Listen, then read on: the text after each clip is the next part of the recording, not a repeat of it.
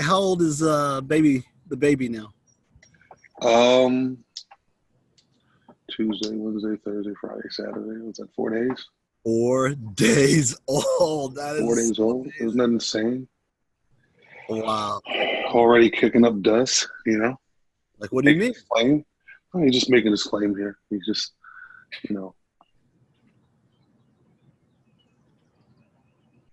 Yeah, I didn't know what that meant. Like kicking up. Oh, he's just making. No, 4-day-old. You know, like, what do you mean? Well, you know, I think that we, you know, and this is for anyone. Whenever a baby comes into the home, you know, you are now at mercy of the child.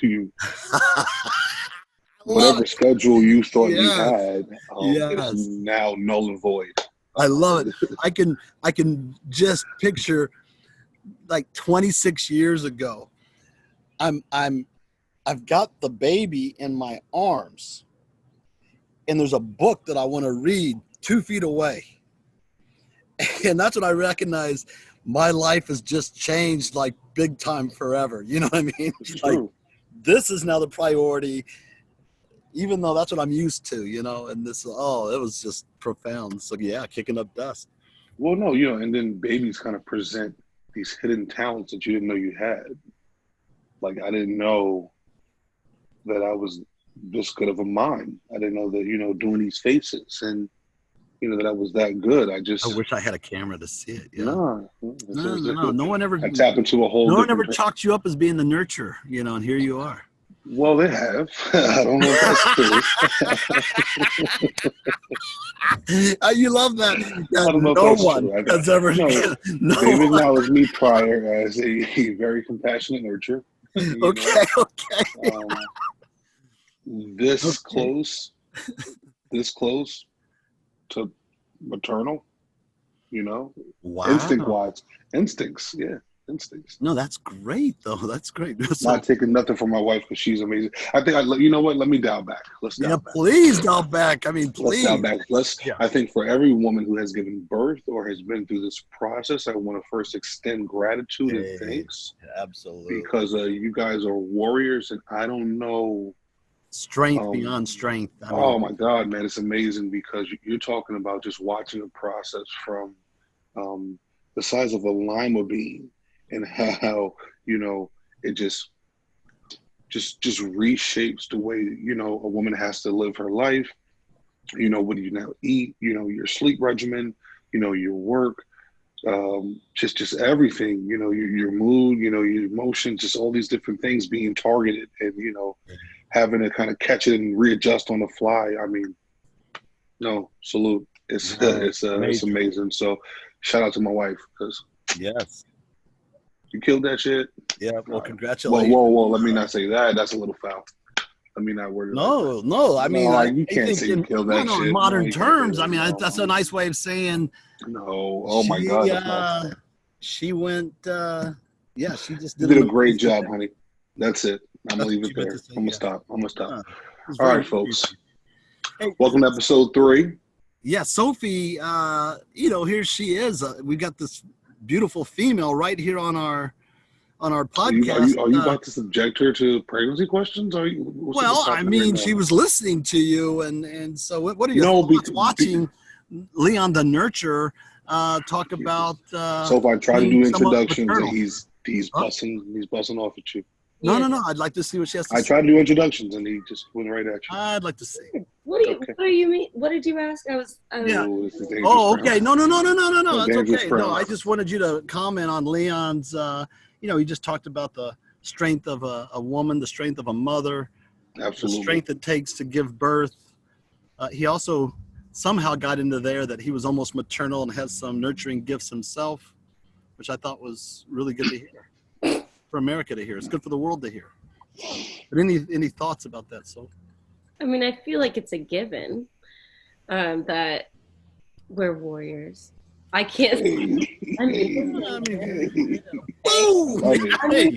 Hello. We have so many things that we have to deal with, but I mean, I don't know much about. Wow. I mean, you all know it's true. It is true. No, I know it's true, but I don't negate the daddy for planting the seed of life. What? I just don't take away dad's credit because, this whole pregnancy debacle. I'm like, well, it takes the dad to plant the seed. That's the easy part. Well, not always. Not always. Well, it's a good. A lot of guys bust a lot of blanks. So I don't know. Yeah, I don't want to go there, but yeah. I'm just saying, you make it sound easy to plant a seed. No. I'm just saying the not the struggle for those who are not able to have children. I'm not talking about that at all. I'm talking about just compared to what the woman goes through. There's no comparison. No, there's no comparison. I just want to give even be brought up. Yeah, don't even bring the dad up. What do you mean don't bring dad up? Bring the dad up when he's doing what you're doing right now, where you're nurturing. Being a parent? Yeah, being a good parent. Bring that up. That's important. Well, I think it's not necessary. Or they don't even need us anymore. They can just go down to a lab and get a. Oh, don't make it sound that rudimentary. Oh my God. But it's true. I'm just saying, don't compare a man's contribution. I didn't compare. I did not compare. I said I want to give credit to the dads who are not shooting blanks and planting seeds. Okay. No, I'm hearing you. We don't. Is that tough to say? Is that wrong? Should I not say that? No. I was just in the context of. For one, right? Of course. So even still, right? Acknowledging the strength of a woman, you have to have a good man behind you to understand that and support a woman, and be, just be that constant support system, and just help kind of shape the right environment for the wife or the mother in the home. Yeah, I just like what you're really good with the lyrics. What did Tupac say? I don't recall. Okay, all right, but I just know. Where's Sophia? I'm right. Can you see? Okay. Sorry. But anyway, all in all, I want to say congratulations to you, to your wife, to your family, to Big Brother. Really amazing. No, it's a good look. I don't want to get too deep into this, but I do want to talk about just where we were prior to pregnancy, and I think a lot of couples go through this, right? Getting pregnant, there's challenges, right? And God bless the fact that our challenges were not life-altering ones, right? Our challenges constituted into shaping the way we had a new diet, how we ate our food, just our work-to-life balance, but there's a lot of folks, man, who go several years on this journey of trying to have a baby, and it's not easy because if you don't understand the whys, it's hard to explain, getting the same results every month. So there could be a lot of heartache, a lot of. Let me tell you, we are proud to share our story, right? 5.5 years, we are proud. We told every nurse, this wasn't like, some summertime fling. No, no, this was, it took a lot of time, man. So, I think, again, shout out to the moms, shout out to the couples, shout out to the dads, grandparents, all the people that step in and help raise kids and, provide good life. Good. Okay. All right. Episode 3, Potting with Perspective. Peace, family. What's up? What's going on? All right. Do you guys want to start? Look, when I recapped last week's, it was deep. I felt like we was all hoodied up. We was, I came with brighter colors today. I just wanted to. Yeah.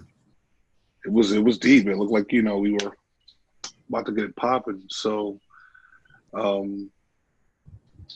where do we start? You guys tell me. I'd like to hear a little bit about your hospital experience, and especially, here you are, you're in an interracial marriage. Which means nothing today.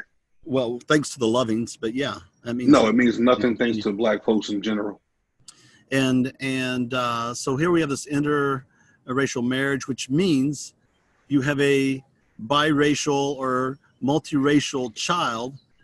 And I'm just curious what your experience was with staff at the hospital. How does this go down? What's put on the birth certificate? Well, like, I'm curious. I gotta first highlight a couple pieces. For one, I don't really. So, you know, again, kudos to my parents who never once made me feel like the thought of dating outside my race would break my race or break my family, or it'll just cause a lot of dysfunction. And so I never lived in that environment. I'm also from Queens, so we don't. I don't. It's a melting pot of everyone, man. Every ethnic background. I've been friends with, a lot of folks who are not black. I call my brothers, as I do a lot of my folks that are black. I call bros, But it's so the interracial piece. I don't get hung up on that, right? I remember when I first moved to Virginia, and my oldest son, we went to a grocery store, and because of his complexion, I got a lot of looks from older white ladies. And it was a look. This is like when I first moved here. You would have thought I kidnapped this child, the way I was being looked at. Because his fair complexion. Yeah, but I don't subscribe to that. See, because I'm the guy that if you're looking at me, I'm gonna take. Can I help you? What are you looking at? What do you need? What's up? What's the problem? Oh, nothing. Okay, then turn around. Keep it keep it moving. Keep it moving. So Right. I don't subscribe to the interracial piece. Now, our hospital experience. I'm not gonna give names, right? But I would say 6 out of 10. And it only hit 6 because of our doctor, who we were working with the entire pregnancy, and maybe because of 2 nurses who really showed a level of compassion. So before I get into the ills, let me get into the really good pieces that nurses I can make thought, a difference. Absolutely. that I thought was there, and it was just Nurses Week. So shout out to all the nurses and also teachers, and let's give our appreciation, right?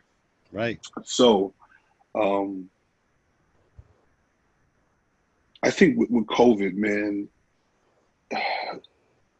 even the nurses, they don't know like how to move in this environment. It's really tough because trained level of care, because this is the first time of them going through this. Mm-hmm. So, what is your response going to be like? But I think you have to have a plan.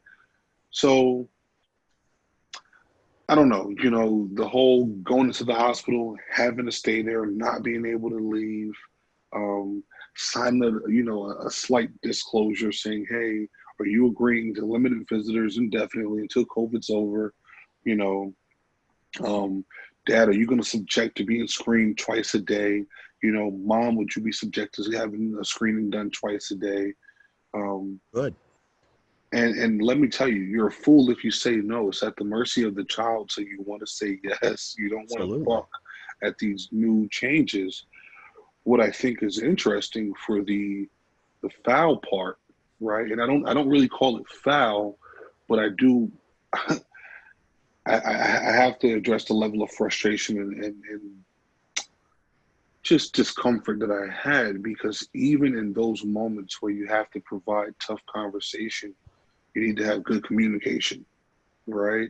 And I felt that even the nurses who had the information in front of them, and maybe they couldn't articulate it into a way that was maybe time sensitive, or couple sensitive or situation sensitive, right? A lot of that stuff, I seen it.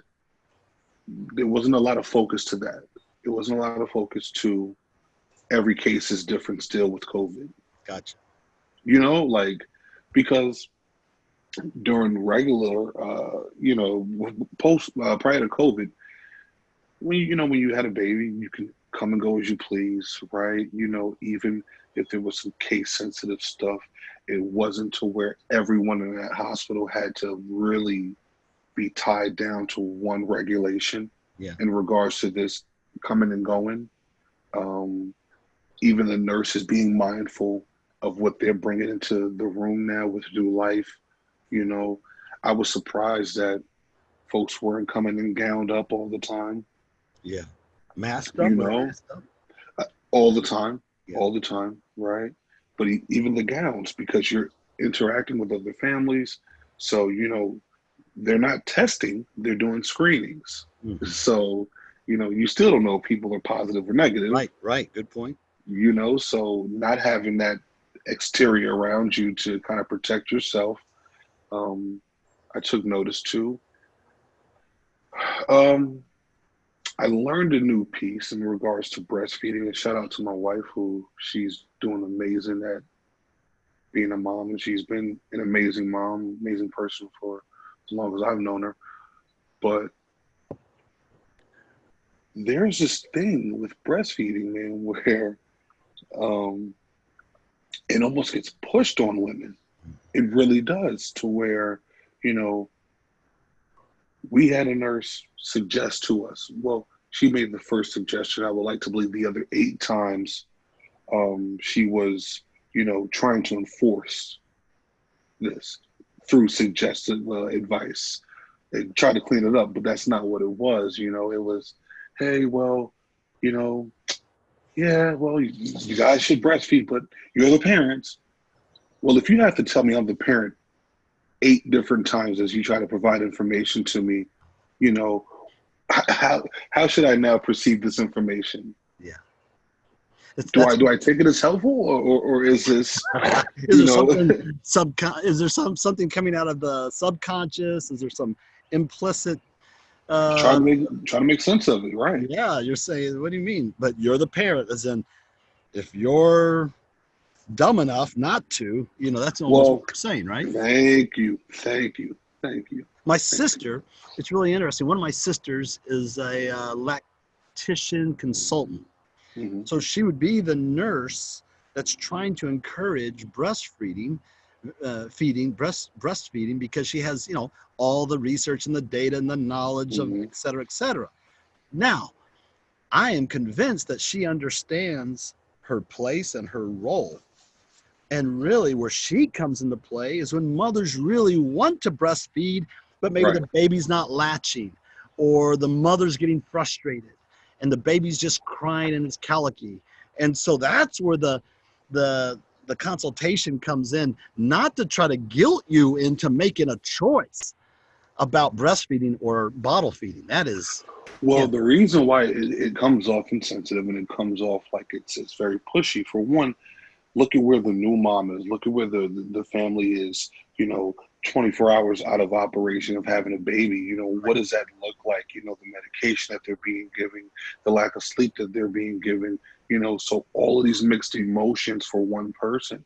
yeah, And as a husband, I went straight into defense mode for my wife because I felt that she was not at that moment her best self, to give proper feedback, mm-hmm. because it's all new, right? Sure. Even down to breastfeeding, right? It's it takes a couple times initially, from Right. what we're now learning in a matter of Right. four It's days. not an This is easy, still just new automatic information, thing. Right. right? It's Absolutely. still new. So, you know, um, I felt for her because I seen that there was frustration. I seen that there was a sense of peer pressure, in the sense, not quote unquote, but like just pushy, pushy, pushy, and like, well, if you don't do this, and if you do have some formula, um, you're wrong, and the baby won't be, Yeah, he as won't be healthy, good, or have an immune system that's built up. Oh my goodness! So it's So you all of you that, know right? Yeah. it's interesting, but being placed in that room, now I was able to walk the floor, not the floors, just that one floor. I didn't. I stayed subjected to my room, uh, and I did not like it. I didn't like it. I didn't like it because um, I was anxious. I wanted to take my kid home. Of course, there's procedures and medical follow-ups that I'm completely aware to. So please, when I say this, I'm not, disregarding those pieces. I'm talking as a new parent, the selfishness that I had for my son, how I wanted to take him and my wife home and get them Right. reacclimated to our home Yep. versus a cubicle of a room in the hospital. No, I wasn't with it. But shout out to the good nurses, shout out to the good doctors, and all the staff and the OR who were, I mean, wow, what an experience, right? It was just different. It was different, man. It was So it good. got you to a 6 and here the breastfeeding 8 time kind of Hmm. push and the guilt and all of that put on you. Were there other things that you found frustrating?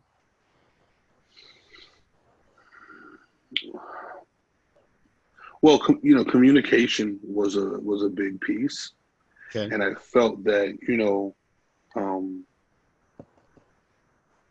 again because of COVID, that should have been stressed more. If you're moving rooms, if there's a nurse change, if there's a new doctor, right? Like you don't want people waking up 4 o'clock in the morning and then just a brand new nurse coming in the room and it's like, well, who are you and why are you reaching for my baby? Yeah. Those kind of things. Yeah. So and because I work in healthcare and because I know that a lot of what we do and a lot of the information that we provide sometimes it's difficult things to digest. It's not easy conversations, right? Sure. There's a lot of letdowns in healthcare, in regards to services and resources that are provided for each individual. But there's ways that people relay that information without being disrespectful, without disregarding the sensitivity of the situation, without making people feel lesser than. Right. You Yes. know, I still believe that there's a way you talk to people and that you communicate. And, you and I both know, and what we do where, for one, we are separating kids from families on the from what it looks like, right? Separating the child from his family to provide services and help for the child, and then to also kind of cushion and support the family, just for conclusion to have the families back together, redeveloped stronger than before. But to Right. get to that point, you have to have the conversation initially with what the steps are going Yeah. to What are be. the expectations? What's going to be happening? Right. When is my What baby does it going to be look like? taken? And what's happening while the baby's out of the room? And Right. yeah. What about what'd you put on the birth certificate? Is your child? Uh, what's the race He's of the black, child? man. I'm black. Did they give you any grief about that? Well, I don't think there was grief given. I think that, for everyone, I start with, a real basic, everyone's stupid type of mentality, right? Right. Everyone's Right. stupid, man. They're not thinking. Um, so when we ask the question, or when we get asked the question of, what's the race of the child, as if you can't look at the parents and determine what the race of the child is, right? So to not assume, but then to ask, and to bank on the race of the mom for the race of the baby because of lack of paternal. How that information is provided, man, that can really remove joy from the experience. Yeah. Yeah. So something like that, came about, and we dealt with it. We dealt What do with you it, mean came about? and Like a nurse just says, well, I think, "Hey," so for the nurse, I don't think it was with malice. right, I think it was, again, following people some are protocol, stupid. or was it like Well, implicit? it is part of their protocol, right? Quote unquote, to um, ask the race of the child, um, especially if it's, in a situation where there's, two different races, Did they something ask or that, did they assign? race? I think, you know, for what a lot of folks do, they assume, which makes an ass out of you and me. That's it. And, you know, at first, man, you know, my wife checked it. And I mean, she's, you know, still somewhat sedated, and she checked it, you know. I reserved my commentary just because of how soon this information was being presented versus when my kid came, and it was just like, all right, here it is, 2 hours. And I don't know if I want to give this energy right now.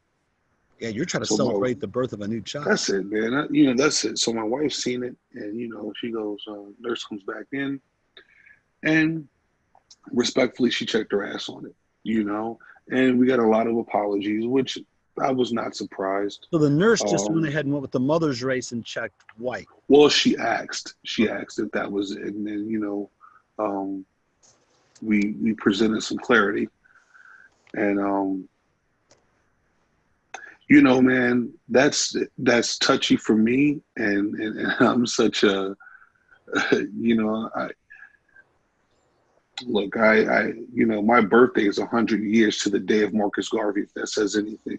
So conversations like that, I know where I can go to instantly. Yeah. And I also know how to reserve some of my you know, my response, just for a better time. Yeah.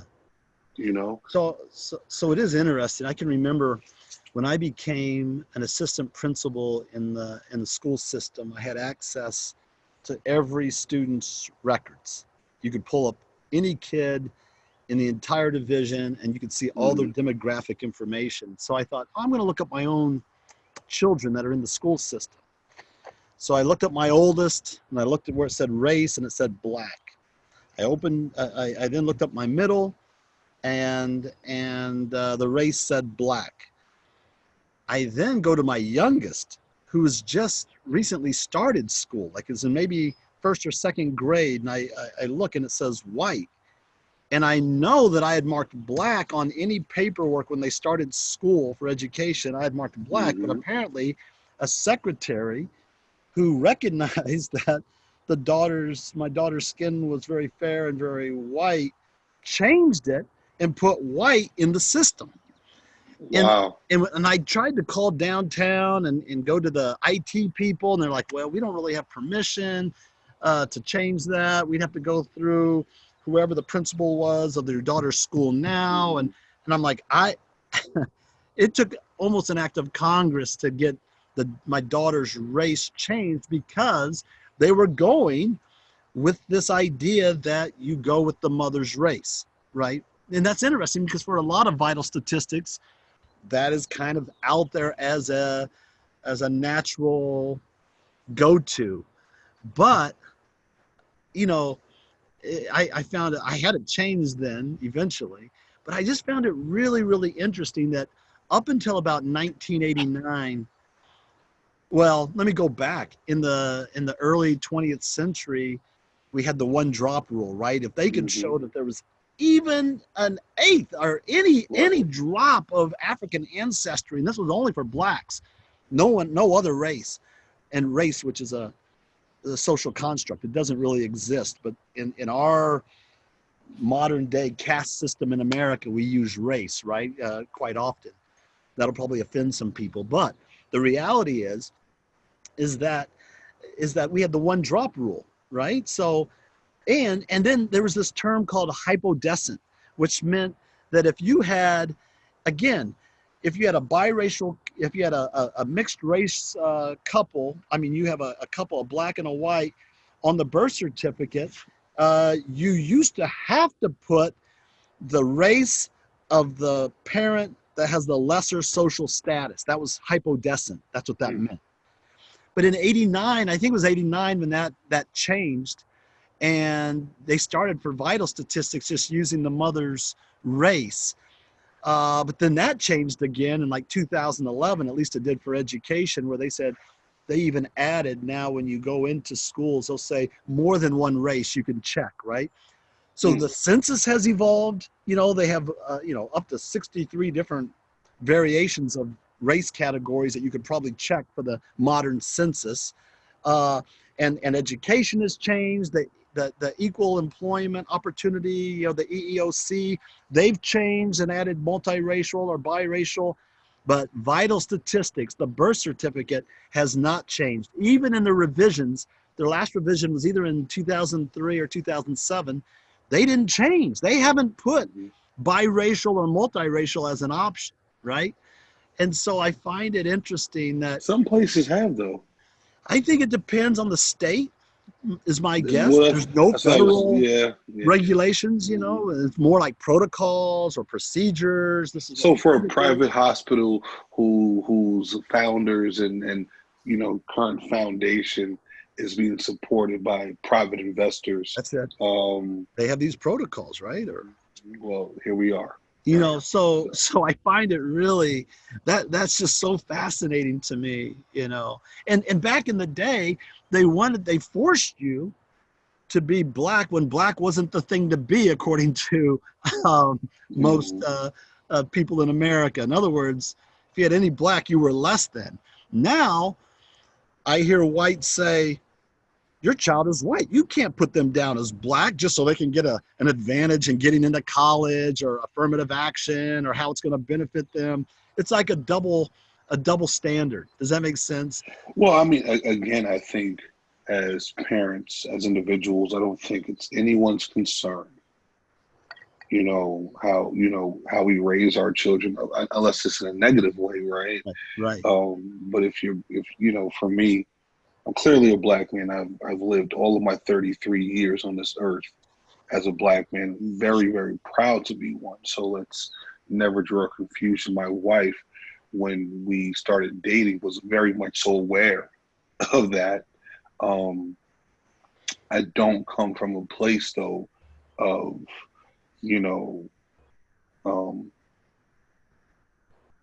if you step outside of your race, it's wrong. And a lot of people think that way, and they feel that way. And maybe their views on why that's necessary for them in those cases makes sense. Yeah. For me and my upbringing, it never made sense. It was never nothing that I felt the pressure for. I think, a lot of us who grew up in the 90s, there were a couple topics in the home that started to come out. For one, it was the interracial dating. Sure. It was going to school with other races and liking or drawing attraction to someone else. I also think, homosexuality, kids became more intuitive to what that looked like, what the culture was. And I think, from parents who were raised in the 60s and the 50s, trying to raise kids in the 90s and 2000s, and there's just this level of confliction because, we want to raise our children to be the best person that they can be, but we also want to raise them to be the best person they can be with all of our, I think, experience makes character, right? In some ways, right? So the parent that sends their child out to live his life, to go to college, and not everyone's afforded that opportunity. So let me also make that known. But the social groups that my mom, my dad put me in, and the ones that I found myself in, whether I agreed or disagreed, I was accepting to everyone. Yeah. Let me restate that. Whether I agreed or disagreed, I was accepting to everyone, which meant whatever they did or how they lived their life, it was none of my business because it had no harm to me. Right. To have a gay friend, it did not mean you didn't need that you was gay. Right. Right. So, have a white friend doesn't make you an Uncle Tom or, right. But when you were growing up, it was almost like, oh man, you had to, I got a street friend, even now, for social status, to have someone that's, quote unquote, in the streets or, doing something, and you have somewhat of a alliance to that person, whether that's through, economic circumstance or just overall being attracted to a lifestyle, Yeah. you know, and you just want to get in it, you know. There was that white kid in California a couple years back, rich, super, super, super rich, and joined the Crips.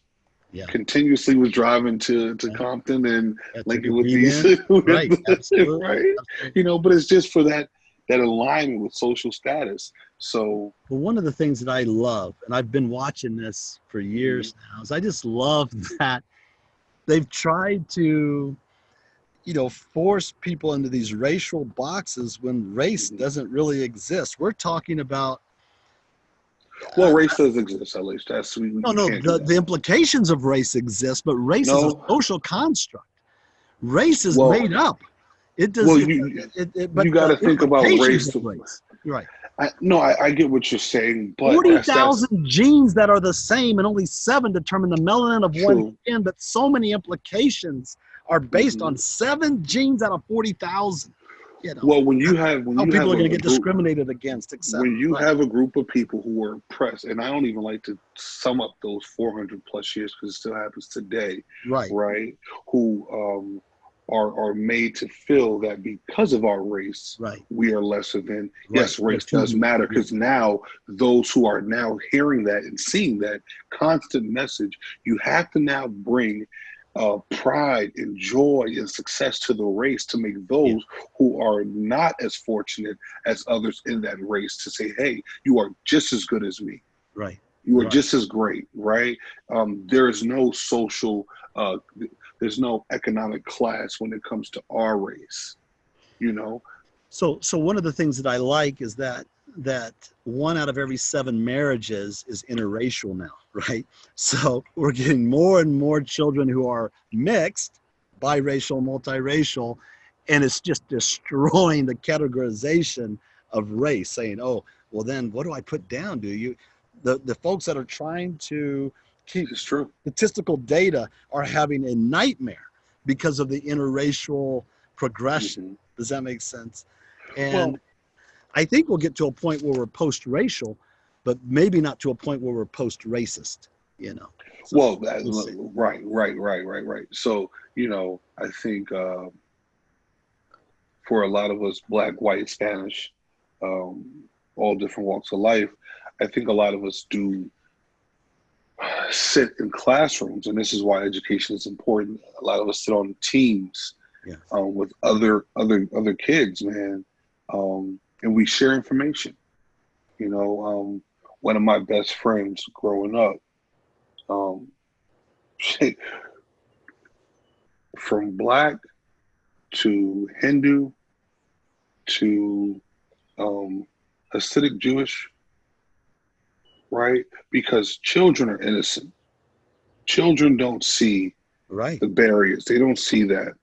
If there's a kid on his bike and 7 or 6 year old me is on my bike in the park, I'm gonna ride up to that kid and we're gonna talk. We're going to ride bike. Yeah, And we're that's gonna it. ride bikes together, man. We're I mean, not gonna that's sit there the and go, well, right. he's Jewish, I can't do, or he's Indian, I can't. Right. No, we're No going one to play. cares. Right. It's the parents that come in and go, huh, don't play with that child. Leave Yeah. him alone. You Yeah. know, and now you're giving kids very early on the first taste of that racial discomfort. Yep. In that divider. So um, we as parents, we have to do better at holding everyone accountable. Um, just because you're my quote unquote white friend doesn't mean that, you know, I won't hold you accountable like I won't hold my brother who's a black man like me. And I mean literally my blood brothers and my sisters, right? We all have to, and please, I also say, please hold me accountable. Right. If I'm slipping, please catch me. Yeah. Please make me feel that I can do better and be better, you know. And people don't like the conversations, man. They don't want the conversation. It's tough, so you'll see a lot of passes being given out, Yeah. and Oh, he doesn't mean it. He doesn't know what's going on. I know it's hard. I know it's hard. I know it's hard. I know it's hard.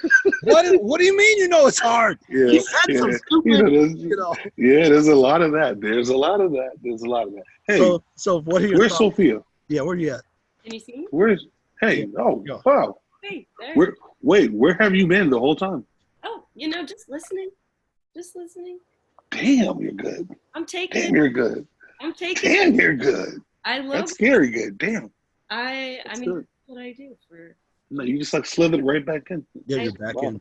I am back in. Wow. No, I think it's really interesting. I love hearing this conversation about race and these new, not standards, but as Luke was saying, gotta put that out there. As Luke was saying, there's changes coming on. There are now boxes that you can check to say, 2 or more races, not Hispanic, or 2 or more races and Hispanic. That's usually how that's what I've noticed recently as I apply for jobs. But I remember when I was applying for college in 2016 and feeling like I had this crisis of, okay, there's one box I can choose. What am I selecting? Okay. You never check both? It didn't let me check both. I could check white or I could check black.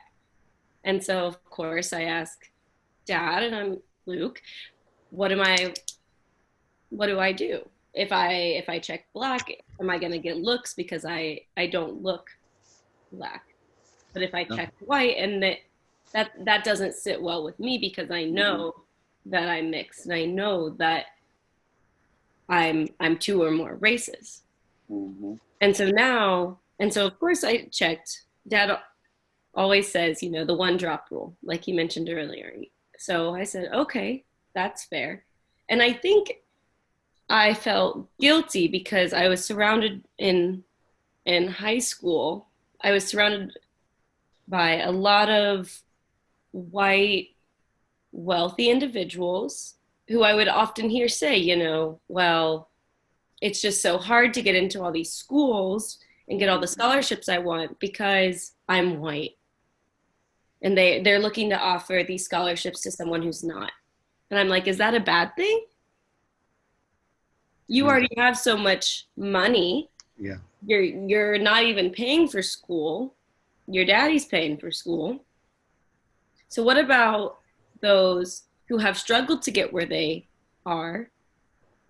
They need the financial assistance, and they're just as smart as you. And more than financial assistance, just the opportunity, right. Right. Just the opportunity to get in. And so then I'm sitting there like, well, what will they think if I'm putting black down, but they know I'm both black and white? Is that going to make me look like I'm trying to get scholarships? So I'm sitting here as a 18-year-old having this breakdown because I don't know what to put and why. And it just baffles me that was such a stressful moment. Yeah. Deciding what race to put on my college application. That is amazing to think about how many people have the privilege of not having to have that crisis. You know what I mean? That's an existential crisis. What do I put down for race? And there's so many people that never have to think of that. And that's a privilege, whether you like it or not. The privilege of not having to think about that is amazing. And so, no, it is a crisis. And I used to mark half a box of white, half a box of black. You know what I mean? Right. And people would say, no, you can't do that. But I'd submit it anyway, knowing that I'm messing up whoever's collecting the data. I'm messing up their data, and they're going to probably have to make a judgment, one or the other. Right. But it's interesting. I stayed consistent. You want the 1 drop rule when it means something negative. Why would we not keep the 1 drop rule when it might mean something positive? Right. You can't have it both ways. You Right. don't continue to, change the rules when it suits you, you know. So I was really always proud when you would come home and say that you marked black on something, you know. But part of that also, there was a research study, I think it was by the Center for Health Statistics Center or something.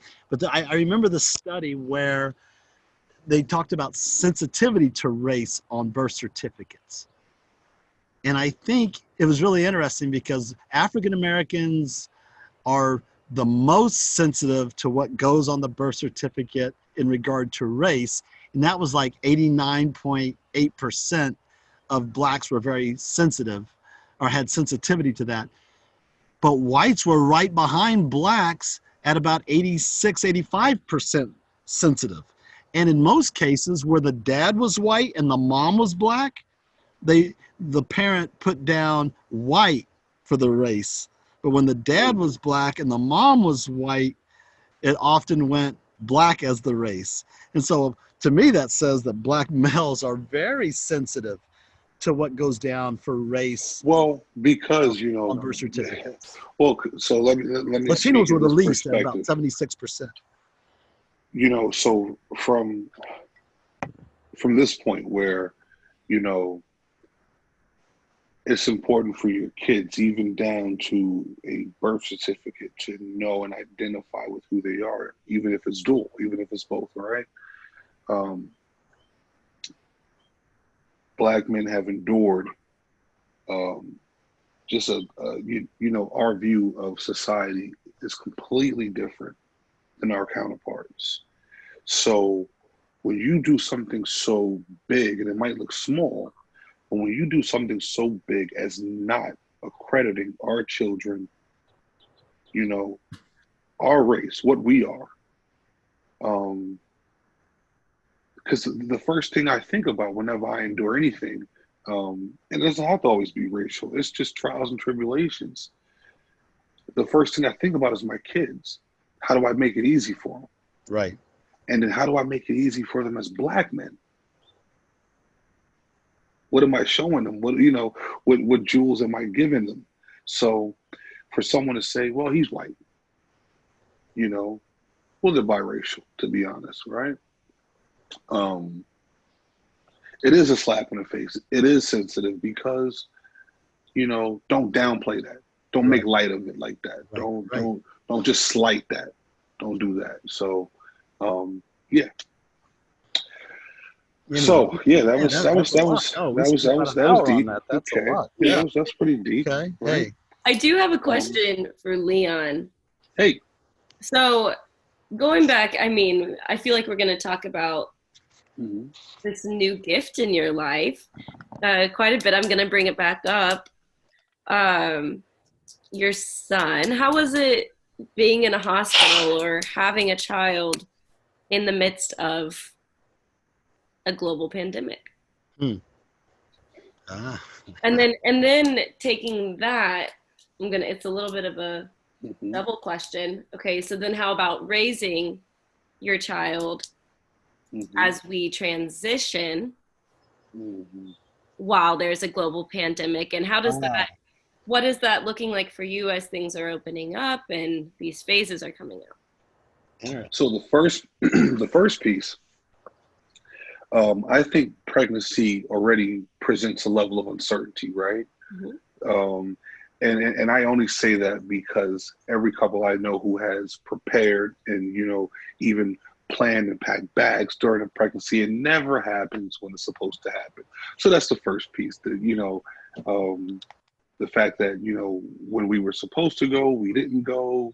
It just completely changed everything real quick, right? Even so much as being a week apart from the date that we were given. So, okay, all right, that's a lot. Mild interruption, sorry, it just needed a hug. No, I mean, what if I can bring my dog over here?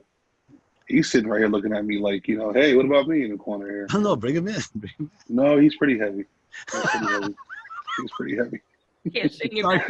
Sorry for the mom. She just needed a hug. She just needed a hug. She licked your face. She tried. Yeah, she might. So you know that piece, right? Um, Already having to now kind of confide to the regulations of the hospital, which I was okay with because what else are you going to do? What else are you going to do in that time, right? We're looking for safety. We're looking for speedy recovery. We're looking for, you know, patient care. And if an institution is saying that um, due to a pandemic and these regulations, we have kind of reshaped our patient care during a time of childbirth, I don't think anyone's going to be, um, you know, just really aggressive in their approach to what's right and what's wrong. I mean, if it's completely wrong, then yes. But if it's something that you just have to kind of work around, then hey, so be it. I The think the other more, piece, go ahead. sorry about that. No, no. So the other piece, you know, with the pandemic, um, we want our parents here, right? We want our siblings here. We want our family here. That can happen. That's obvious. Okay, so we move around it now, and we look at the bright side to this time. And I would say this last week of being able to bond with my wife and my son without any interruption, priceless. Yeah. Priceless. It Seriously. actually maybe So, helped. In oh, process. it did. It really did because I'm talking about day two of being home.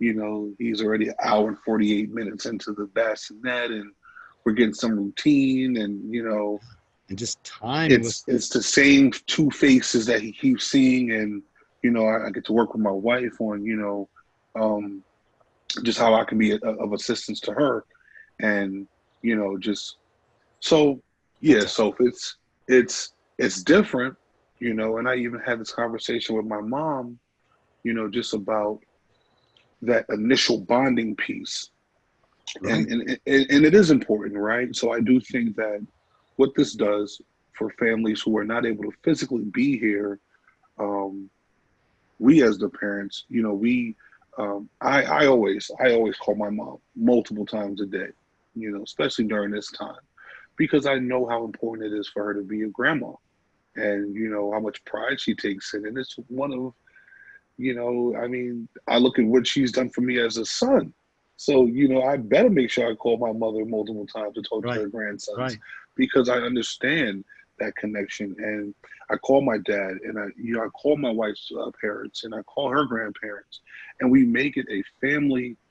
Um, we try to do as much as we can to buffer, you know, engagement, you know, with Lewis and everyone else in our family because it's important, man. You know, my grandmother is in her mid 70s, late 70s. It's important that she sees my son. Yeah. It's important that, you know, she feels involved. My mom, my dad, who's in Africa, it's important that everyone is involved and gets to see, you know, my wife's family in Florida. You know, it's all these things. So I think for another piece, we didn't have a baby shower, but we got all the things that the baby shower provided. Right. So I want to say thank you to your family and to everyone else in our families who sent loving gifts for Lewis and just made it feel wholesome in that regard. Because I do think that, so I'll tell you what, when she was having contractions on Monday, so and I was leaving work and I had to shift into gears and we had to go to the hospital. There was no other option. It really felt good because, mind you, the crib wasn't built, the dresser wasn't up. I had to finish the borders in the room. I had stuff to do around the house and putting things away You and thought you had dusting and another week. cleaning and Right. man, I thought I had my entire week. I had it planned out. Right. I had everything that I was going to do between that Monday up until Sunday. I really did. But my wife's mom came in and she was just angelic. I mean, she cleaned the house. She did everything for us in that regard. She really took care of our home front, That's awesome. which made it so much easier to come back home. Yeah.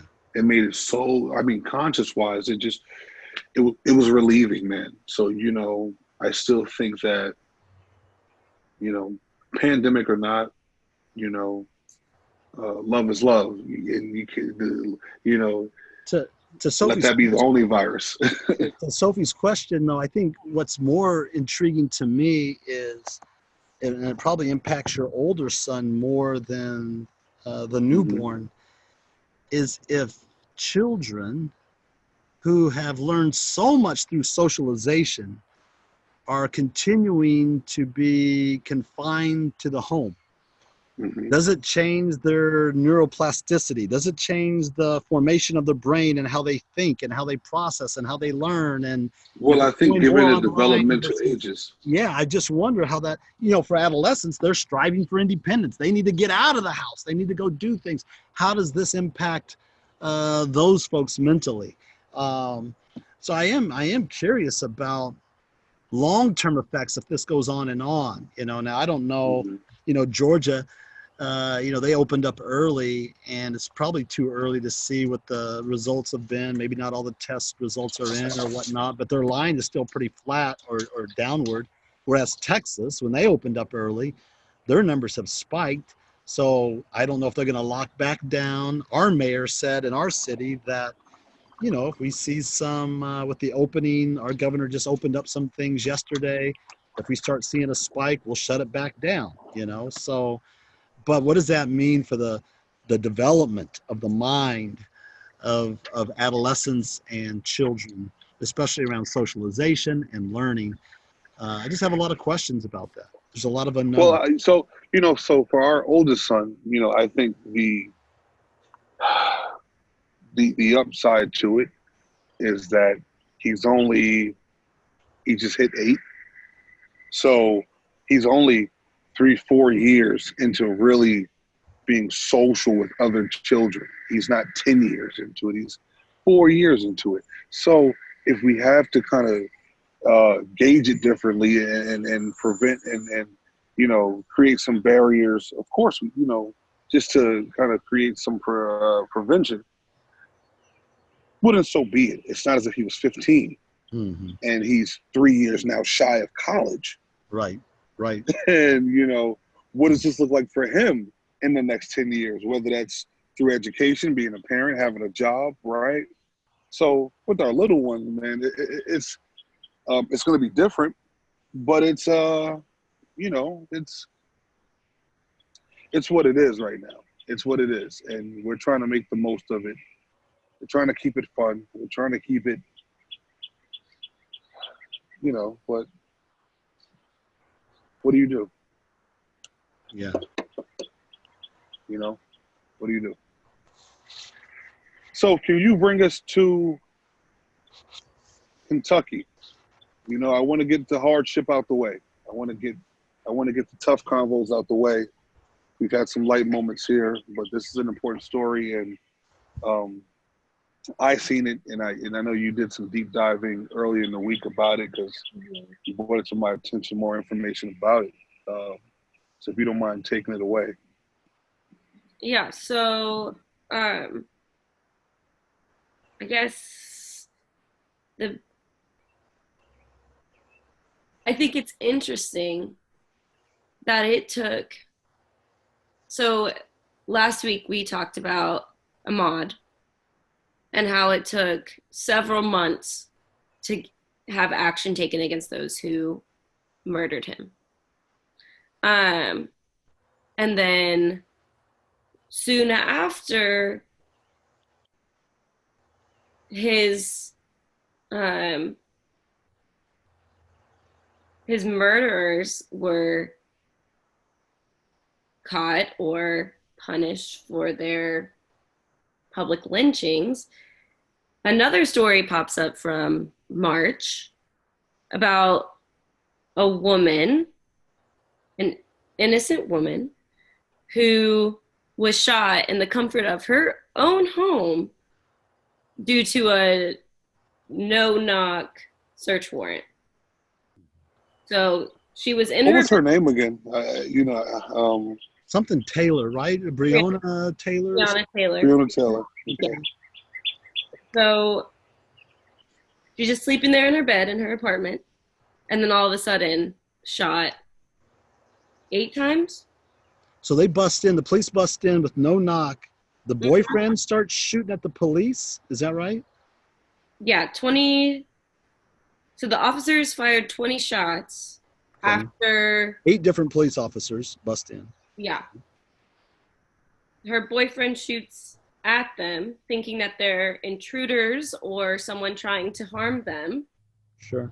And then, lo and behold, they're officers who are just shooting at them and killing his girlfriend, who is completely innocent. Unarmed, all white officers. I just pulled it up to make sure that I get everything right. No, it's really, I don't know if you remember this, Sophia. It was about 5 or 6 years ago.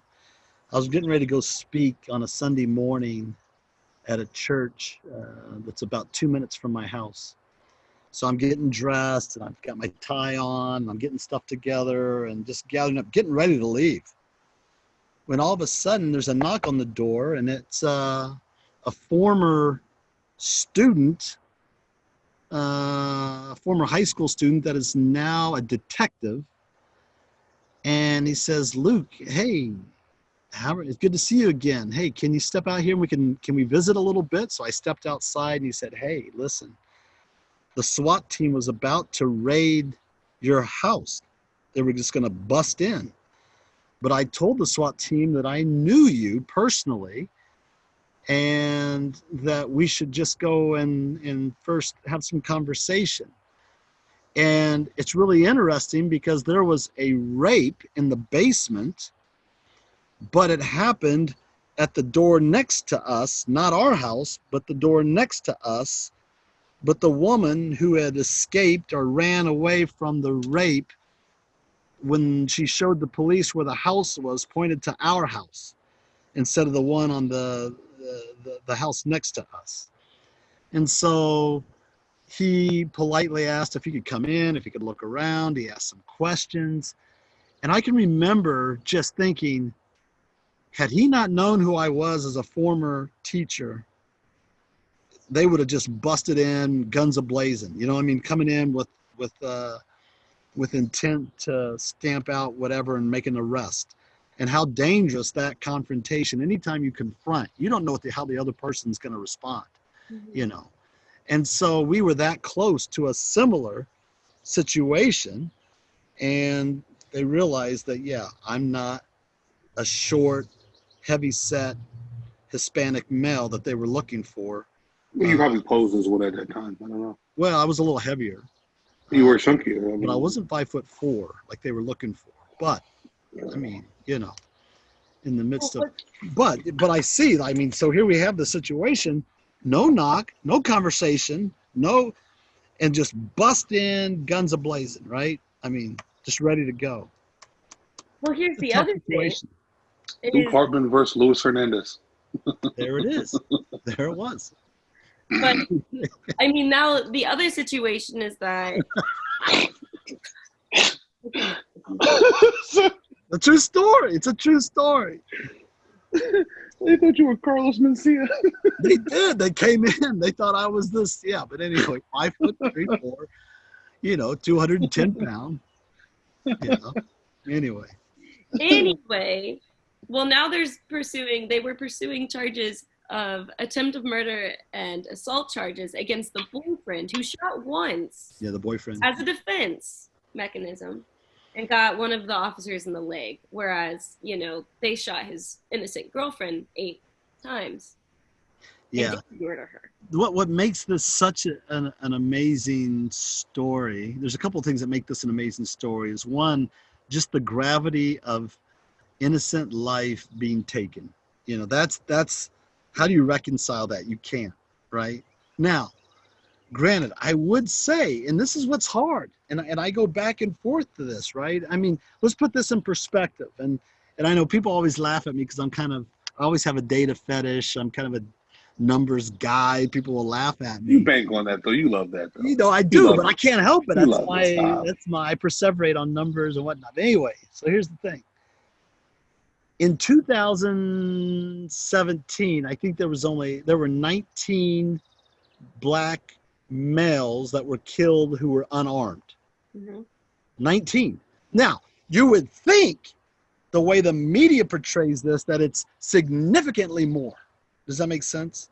Mm-hmm. And granted, that is down from 36 in 2015 to 19 in 2017, but 19 is still too many.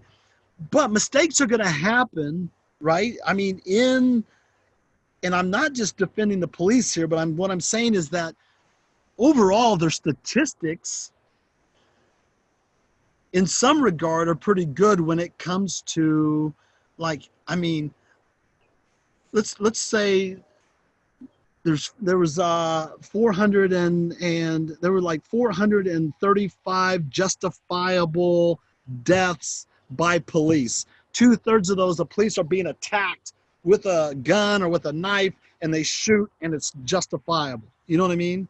Like 2/3 of all these things have, and so I do come down as an inclusionist, as a diversity consultant, as a kind of a Afrocentric, person. I'm always looking at the data around race. Here's this African American woman. They don't knock. They bust in. They kill her, and it's a terrible story. It's awful. On the other hand, I think about the realities of our police being attacked 2/3 of the time. When they shoot, they're under attack. They're being shot at, or they're being, and so they do try to take this was bad intel, right? The wrong house. They bust in with a mindset. There's firing. You make the assumptions. It's so I go back. Not I can never justify this death. This death is tragic, and my heart goes out to the family.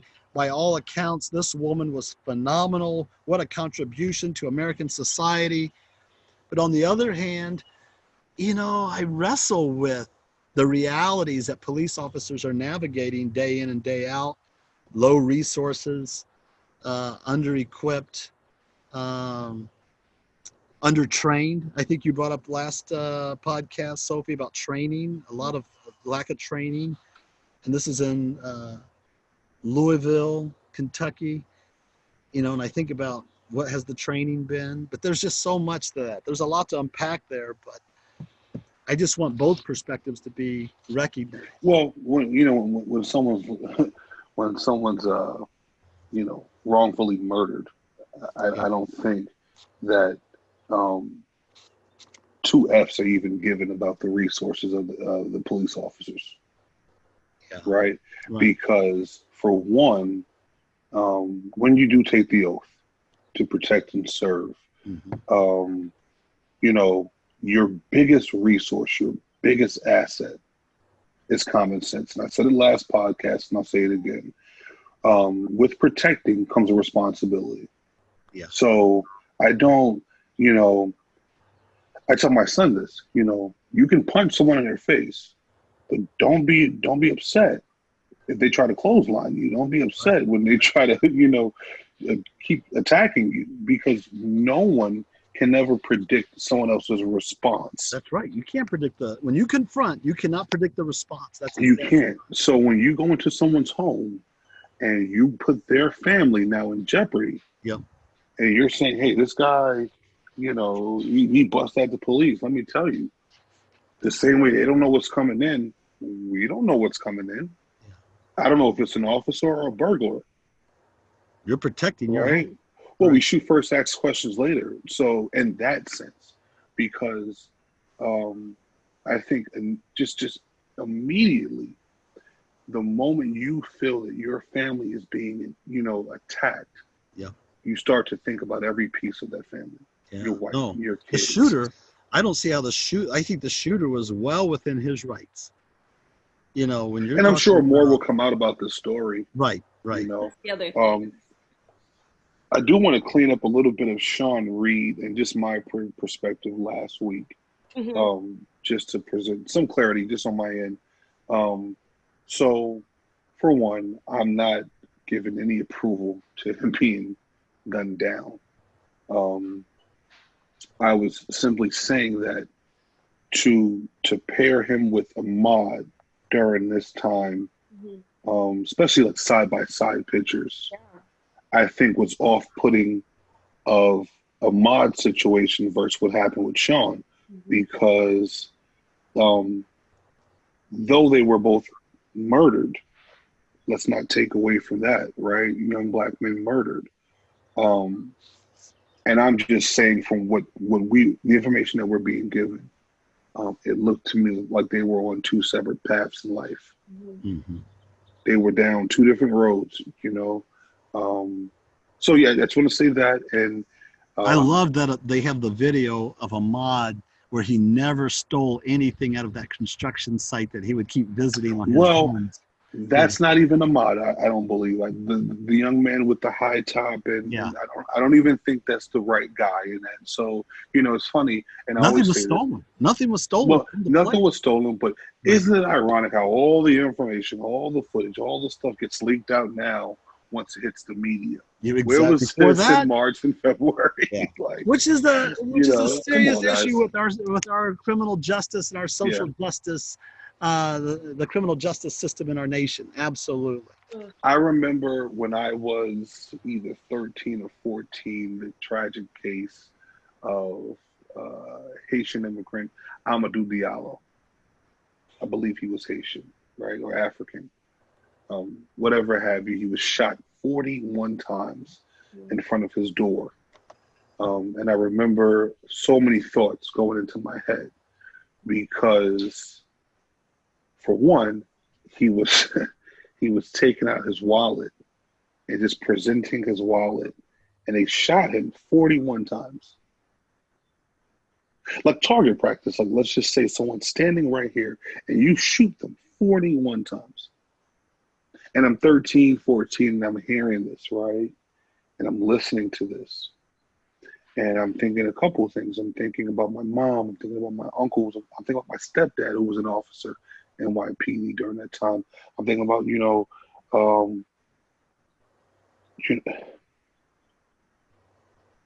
what do we do? So I didn't, I'm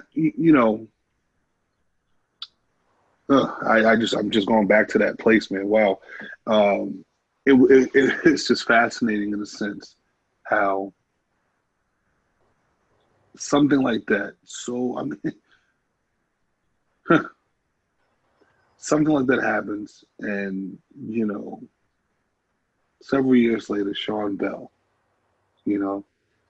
then Trayvon, then Mike Brown, and not to mention, folks, these are only the stories that you're hearing due to the media. There's several stories that go unnoticed, unwrapped, don't get served, don't get the immediate attention, and this is constant. So I thought it was interesting that there was this group of men, who rallied around the mod's house during this week, over the weekend.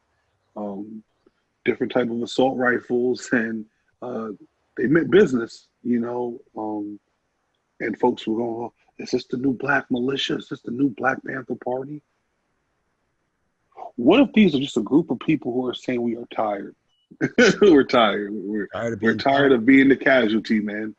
We're tired of it, Yeah. Let's move on. I don't want to sit here anymore. In this, respectfully. So, did you want to? Did you want to touch more on Rihanna, or do you want to go? Well, I mean, it's prayers to the family, and I hope that justice is served. I hope that she gets her, she gets,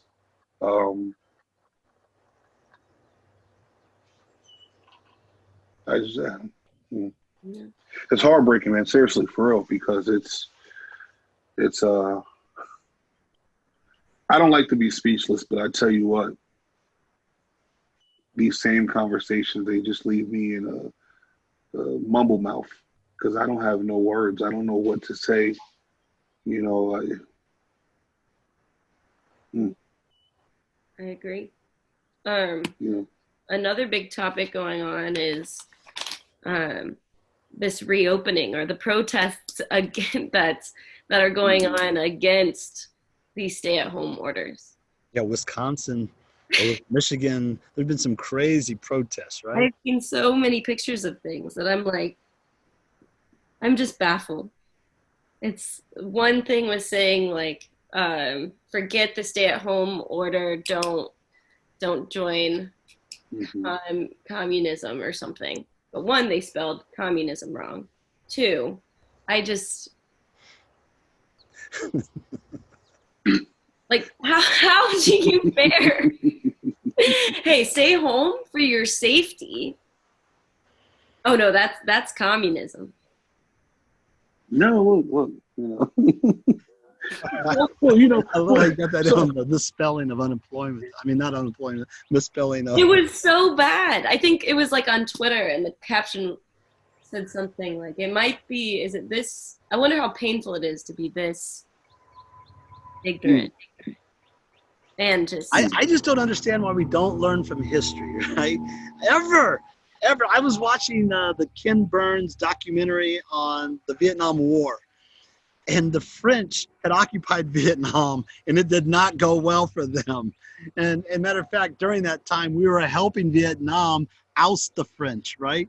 And then we fall in bed and repeat the exact same thing as the French, and had a terrible outcome. We don't even want to talk about Vietnam because it's a terrible outcome. We don't want to talk about how, well, I'll just be careful because I don't want to disrespect anyone, especially those who were asked to fight in Vietnam. But even those people know that that was not in our best interest as a nation. And we didn't learn from the history. We didn't learn from the Spanish flu.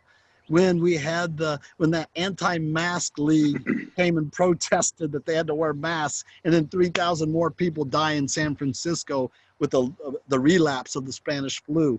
Right. And so why don't we learn from the past? Why do we go, okay, let's just open it up and see what happens, unless, now this is all conspiracy, unless if more people, if we open it up and it gets worse before it gets better, then people have to stay home during the fall elections, which really lends itself to one particular party, if you ask me. I just wonder about that. If there's anything behind, like, yeah, let's keep people in their houses. Let's have to lock it back down in the fall because we've had a relapse.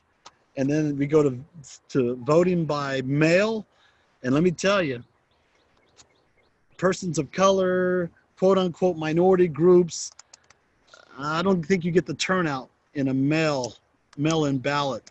Those are the folks that are working doubles and triples and are more impoverished, and just, you know, to have to drive somewhere to get a stamp. I don't know. I just don't see it voting well, but those are just a few of my thoughts. I just think it's crazy to open up early. So I read this article on Facebook the other day, written by someone named Aaron. Let me find it. Aaron Bromage, and it's called "The Risks, Know Them, Avoid Them." Right, and so in this article, it takes in data from other resources, but they start the article off by saying, okay, so everyone's talking about how the number of cases are starting to flatten out. Mm-hmm. Right? They're not rising, they're not increasing, they're flattening out. But take out New York, take out the data from New York, and all the cases are still rising. Ah, interesting. New York so they're in the aggregate, to be contained. So if you take out that data, everything's still going up. I just looked at kind of the updates for the coronavirus in our area, and they're already, it's noon, and there have been 5 cases confirmed. You know, we're up to 620 or so, right? So did we reopen yesterday? I haven't been following that. Yeah, have we? The governor reopened yesterday, still with some restrictions, like, you know, maybe only 10 at a time in a restaurant, or also barbershops are now reopened and all that. Yeah, so we can probably get a cut, you know, get your nails done. So here's the other thing, though. So everyone within this article is saying, okay, well, where are these people getting sick, right? In the community, do we think we're going to get sick at the grocery store, or when inconsiderate, these people who are walking without masks, they're inconsiderate. They call them inconsiderate runners, or those on bikes that aren't wearing masks. Like we think we're going to get infected by those individuals. However, in order to get infected, you need to be exposed to a certain amount of this virus, so a dose of this virus.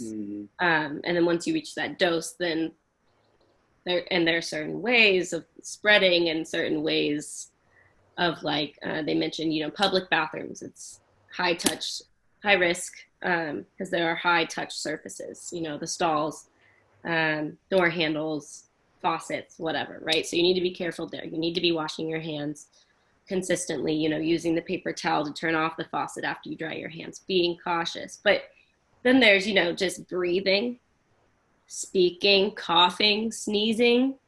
If I, like, a sneeze, it travels across the room, a cough and stay in the air and fall down onto the table. Me speaking right now, if I have the virus, if you're with someone who talks all the time, these doses are coming at you. You're gonna get sick. If I'm coughing and if I'm sitting in a restaurant for like an hour or so, having a conversation with someone, and there's an air duct above me, it's blowing this dose of virus. Very true.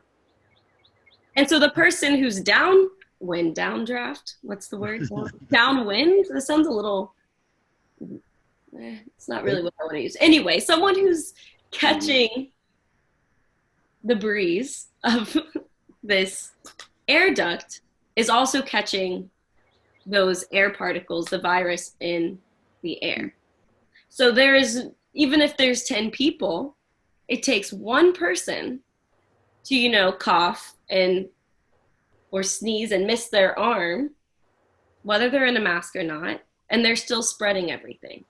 So opening up isn't gonna stop that. And I mean, you can be asymptomatic for up to 5 days before you have, up to 5, you can be asymptomatic for 5 days and then show symptoms, or you can just not show symptoms at all. A lot of these, I think this article says like 44% of those who contract this virus in the community are from individuals who aren't showing symptoms. Yeah. So you don't know. So you need to just stay inside and be isolated. And so I just like reading this article and looking at, the resources, or the other sources that they cite in this article, it just baffles me that there's all this information and it's so easy to catch this virus. But again, yeah, and it really is a disregard of the CDC kind of protocols, right? I mean, the governors are feeling an extreme amount of pressure economically to open up their states from a. Oh, that talk made me sneeze. I'm sorry. Well, the revenue deficits are so great for the states. It's going to impact so many different things. And so I don't want to minimize the pressure that those folks are feeling, but I'd rather do it the right way, follow the scientists and medical advice, and give us the best chance, as opposed to just going our own way. But that's been our history, and history repeats itself, and so here we are again. And I mean, think about it, like us, all three of us are essential staff right now. Absolutely. Yeah. And so, I mean, you guys, it might be a little different for you all, kind of more so with your staff members. Maybe they're going out and they could be contracting. Yeah, it's never going to be from the patients. It's always going to be from the staff, the people that are coming and going. It makes us more at risk. Right. Encountering more people that are out and about. It makes the essential staff. So then where is that conversation going to be coming in, from you all and your boss and with the staff of, okay, the things might be opening. Like, can you set boundaries? Like Well, I don't know, so I don't know, because you can't. like, It's like, hey, don't go grocery shopping, right? Like, I mean, But or at the hospital, we might still remain vigilant and say, no, we're still not going to accept visitors right now. You know, right, and I mean, that's what we're doing at the residency. However, you know, it's not a hospital setting, so I can't say, hey, to my residents or the clients, hey, you can't go out. right? I can't say that. I Right. say, hey, I highly encourage you not to. These are the risks. It puts you more at risk. But then, well, I mean that because would that not be but for you guys? So why couldn't you say that? Because now you are potentially, putting everyone else who doesn't leave at risk. But there's no, with the coming and going into residency. I can't say, oh, you're going to be kicked out if you're doing this. And they would have the law we have on the side. 24-hour staff, but they're not all confined. Like we have, like they can come and go. Like I wouldn't know. There's several of them. And we have a lot of individuals, and we have, mandated structured time that we have to spend one-on-one conversation. Yes, mask to mask, as in, they're wearing their mask. That's good that they're wearing a mask. Yeah. But at the same time, there are still these particles, all these touch surfaces in their own apartments where we have to go because they can't come in. So we're not crossing, so there's so many factors going in that I'm just very interested to see, how we continue with these new protocols. And the statistics, I don't think they'll lie. In time, we'll soon. It's a little early now with just some of the folks opening up. It'll be interesting to see what the data shows with new cases and what states are being impacted the most. I think that'll be very interesting. I just liked how they said, despite the rise of coronaviruses or of cases of the coronavirus in Harrisonburg, we're still opening up. Like I thought it would be, kind of county by county. Yeah. Of, Harrisonburg is very high, continues to grow. Places in Richmond, Henrico County. Right. Like I just feel like there should be more of a local control. Yeah, exactly. That's the word. One of the I will say this is that because I know we're running out of time, but I do want to say I read some of the comments on the YouTube channel. Mm-hmm. The comments are very constructive. I mean, these are conversations that we as Americans have to have, and a lot of times we don't have these conversations because of, I don't know, for a number of reasons, whether it's white guilt, black shame, politically incorrect, whatever it is. But these are conversations that need to be having. So I appreciate the folks that are recognizing the importance of these conversations. And I'd like to encourage more people to put their comments down, whether they agree or disagree. That's not what's important. It's about having the conversation. And I just appreciate both of your perspectives.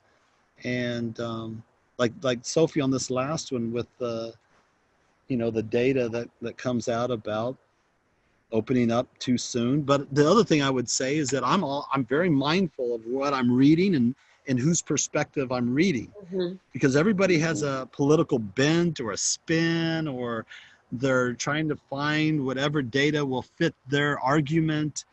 And that feels dangerous too, so I'm trying to be very mindful of whether I'm getting my news from some left-wing think tank or some right-wing conservative extremist group that has some political agenda. So that's important too, to be mindful of. Driving the dialogue. Yeah, that's good. I think the conversation is what's important, the journey. So I threw a Hail Mary out there to you guys yesterday, just in regards to, just on a brighter side, right? Relationship. What is COVID doing to marriages, relationships, right? No, right? You Oh, know, that's tough. let's Yeah, that's tough. there's a lot of couples who bank on that 8 hour gap of Right, not seeing each other and coming right. home and having a routine, Escapism from right. you know. Yeah.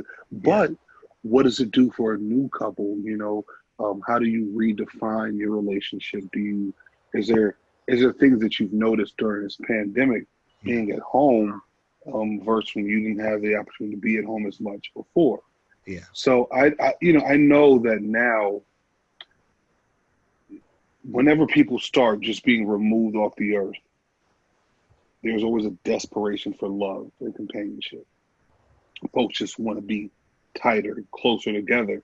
As they say, remove yourself, be more away, and distance yourself further. We want to be closer. We want to be, just. Uh, what are you guys' thoughts on that? I don't know. I got to sit back and watch a lot of I TV don't, these last 3 days, man. And I tell you, some interesting stuff going on out there. So I've been married for 28 years, and I'll be the first to say that obviously I haven't been just this model or perfect companion. But I think that when you're in a position where both in a couple are confined to a singular space, you're forced to kind of relearn how to be in each other's space for much more time than what you're used to. And I think I grew up thinking that relationships were best if they were intermeshed. The male and the female were like this. But then I thought, well, that can get pretty messy. And so then I thought, well, maybe if they just lean on each other, that's a good way of having a relationship. But I'm convinced now that if you can walk closely but parallel, living your own lives, but being able to navigate side by side, I think that's right, what's best for marriage. And I think a lot of us are learning how do you do this? Because when you're locked in a place together, it's easy to end up like this or out of balance like this. But we have to reestablish how do we support one another and yet maintain our own individual identity at the same time. And I think that's what's challenging. very true, very true. So, what's your thoughts on that? I 100% agree. I'm a very independent person, especially when it comes to relationships. I don't like to have to change who I am or how I do things for another person. I like to compromise. I like to coexist. Mm-hmm. I like sharing ideas and growing together, but not as one, growing in one relationship, but as individuals. So Mm-hmm. how do we advance without taking bits and pieces from each other, but sharing? How do I share and my goals and my morals and my just my life philosophy? But then how do I also create space to take in my partner's life philosophy and morals and questions and challenges? How do we do this without leaning on each other too much? When I say leaning on each other, it's more of, obviously you should count on each other. You should be there for each other, but it's not kind of like a crutch of, I can't do something unless this person's here. Right. I don't feel like I'm capable of being my full self unless I have the other person with me. I'm navigating my relationship as a long distance relationship for the next, it's been 7 months of long distance, but now it's even more distant because, get up and drive there when you want, right? 2 hours back and forth. Can I stay with you? Is that gonna, right. is that going to cause issues for safety of those who you're living with, and vice versa? So now it's not just the safety of us, it's the safety of everyone we're around. And so I think there's just been we have had to have a lot of conversation about, checking in. Hey, how are you? Where are you at? Where are we at as individuals, and where's our relationship at? Are we still, are we on the same page? Which we are, which is great. And everything's been working. However, I've had to become more patient. I'm still working a lot. Is this person working a lot? Maybe not. So now I'm busy, but you're not. And you have time, but I don't. We're trying to figure all the logistics out of. And it will find its own. Right. It'll come together, man. It will come together. Those are the real issues, right? Those are lifelong. Right. And so I think it's leading me to become a better partner and a better individual, because we're having to practice these key concepts of a relationship, communication and compassion and active listening, and so I think overall that's what has been going on with this pandemic. But I also then think about, those relationships that are dangerous, during these times when you are forced to be with someone who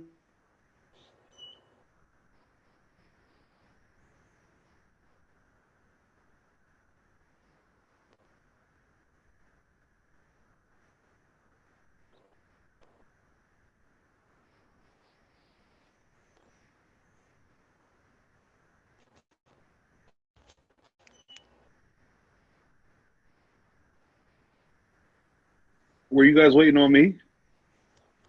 I froze up, I think. You guys just stopped talking. I had to make a baby check real quick. No, I think maybe Sophia froze up or something. Soph? Yeah. Yeah, she might be frozen. Oh, yeah. All right. Well, look, man. I got daddy duties to attend to. Oh, listen, we've taken enough time away from you and your child. He's up. He's up. I try to tiptoe out the room. All right. Hey, nothing but love and peace and happiness. Love to you guys. Till next time. Yeah. Hey, next time I want to hear what your 5 top artists of all time are. I'm just really musical. I can give it to you right now. No. Just wait on it. I don't have to. Okay. Yeah, because it's locked in. It's been locked in for several years. All right. Take care. All right. Hey, I'll let you guys. Peace. All right. Peace.